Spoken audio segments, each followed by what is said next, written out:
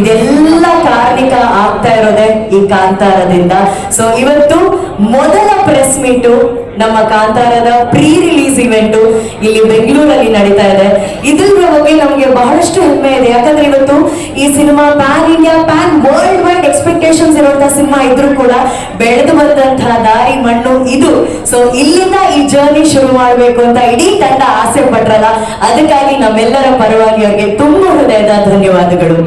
ನಾವು ಯಾವುದೇ ಒಂದು ಕೆಲಸ ಶುರು ಮಾಡ್ಬೇಕಾದ್ರೆ ಶುಕ್ಲಾಂಬರಧರಂ ವಿಷ್ಣು ಶಶಿವರ್ಣಂ ಚತುರ್ಭುಜಂ ಅಂತ ಹೇಳಿ ವಿಘ್ನ ವಿನಾಯಕನಿಗೆ ನಾವು ಪ್ರಾರ್ಥನೆ ಮಾಡ್ತೀವಿ, ಯಾವ ವಿಘ್ನವೂ ಇಲ್ಲದೆ ಆ ಕಾರ್ಯಕ್ರಮ ಸಾಗ್ಲಿ ಅಂತ ಹೇಳಿ.